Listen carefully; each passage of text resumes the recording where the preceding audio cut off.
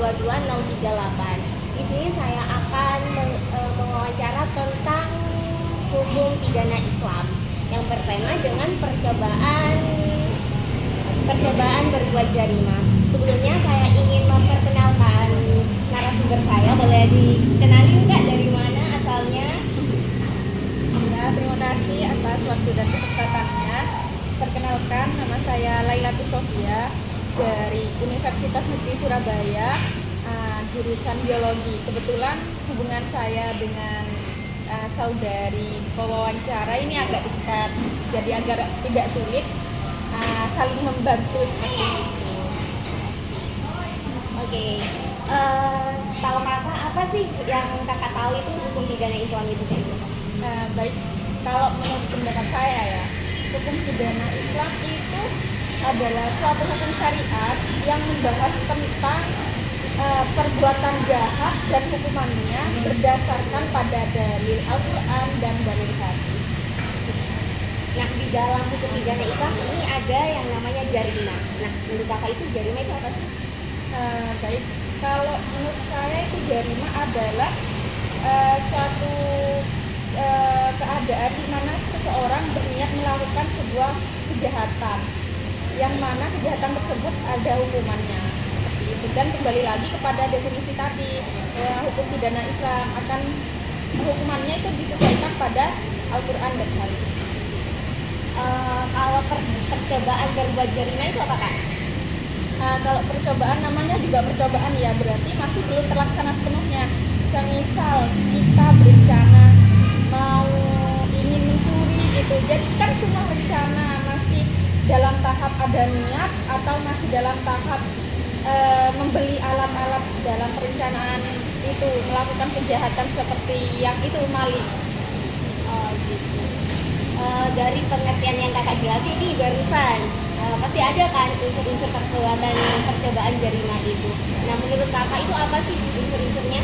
Nah, seperti yang udah disampaikan tadi ya, unsur-unsur dari perbuat jarimah itu pertama itu niat.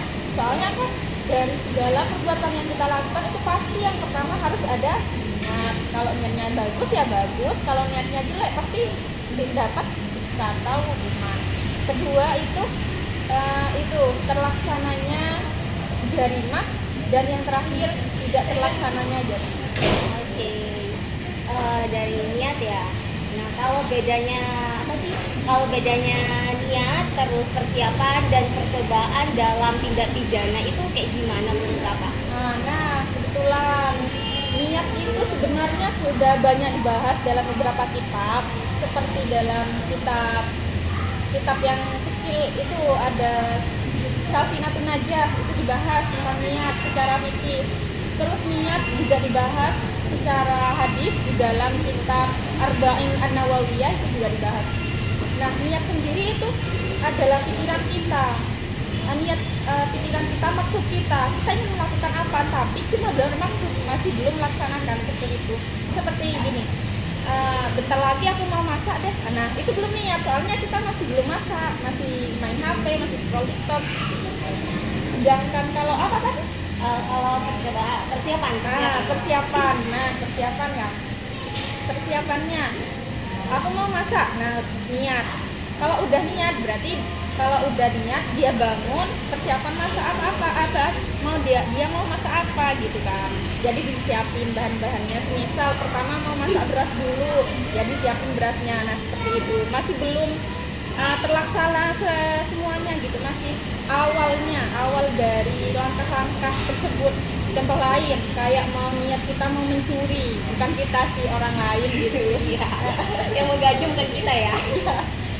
Ada orang mau mencuri, udah ada niat, terus persiapannya itu apa? Pertama dia menyiapkan alat-alat yang mau dibawa untuk mencuri. Apa contohnya? Linggis buat ngedobrak pintu, ngedobrak jendela, terus bawa kunci itu untuk lipat. Nah, itu juga itu apa? Persiapan.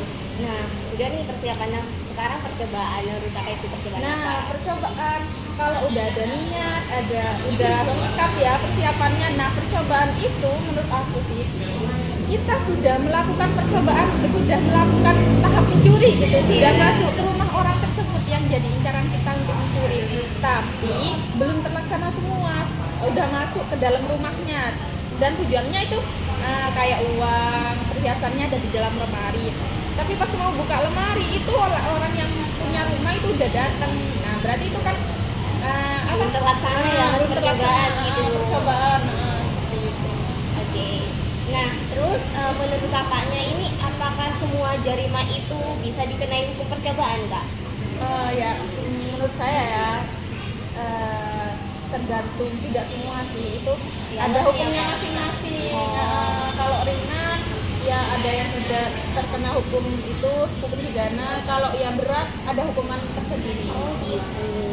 Nah, setahu kakak nih, gimana sih Indonesia ini mengatur tentang percobaan berbuat jarima itu kayak gimana? Nah kebetulan kemarin itu juga kan sekarang lagi trending topiknya tentang Iya. itu ada orang berbuat maksiat. Nah pernah lewat itu bahwa hukum pidana Islam itu dibahas di dalam ayat 35 KUHP kalau nggak salah. Kalau salah mohon dibetulin ya. Oh, ayat pasal 53 maksudnya lah.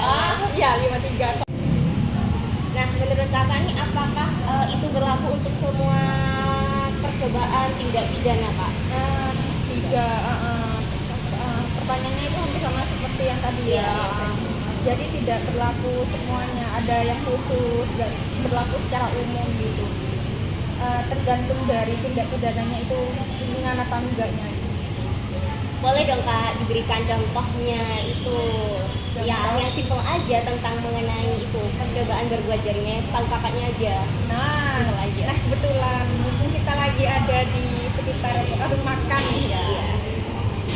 Ada orang gitu nggak makan, lapar, nah terus berpikir soalnya dia nggak punya uang, apa aku mencuri aja ya, iya mencuri aja enak. Terus dia dapat tempat, mumpung tempatnya sepi gitu, nah udah ada niat, dia melaksanakan masuk ke tempat warung itu. Nah kebetulan warung itu lagi penjaganya itu lagi istirahat, gak ada yang jagain. Nah mau ngambil makanannya, tiba-tiba ada yang datang, ada pelanggan yang datang, nah seperti itu. Tapi dia kan nggak jadi karena adanya beberapa faktor dari luar. Oh gitu. Oke, itu saja wawancara yang saya sampaikan kepada saudari Lailatul Sofia, kebetulan juga dari Universitas Surabaya, Negeri Surabaya. Terima kasih ya Kak ya, makasih atas waktunya, makasih banyak. Oke teman-teman, kesimpulannya adalah percobaan berbuat jarima itu adalah suatu percobaan yang dilakukan oleh seseorang, tapi perbuatan itu tidak terjadi. Misal nih ada orang yang mau mencuri, kemudian di pertengahan ingin melakukan mencuri, ada suatu faktor luar atau enggak faktor dalam, dia itu gagal mencuri. Seperti kalau faktor dalamnya itu kayak dia itu dapat hidayah sampai mikir udah gak jadi mencuri itu. Nah terus kalau dari faktor luar itu kepergok sama orang lain gitu ya teman-teman. Terima kasih. Assalamualaikum warahmatullahi wabarakatuh.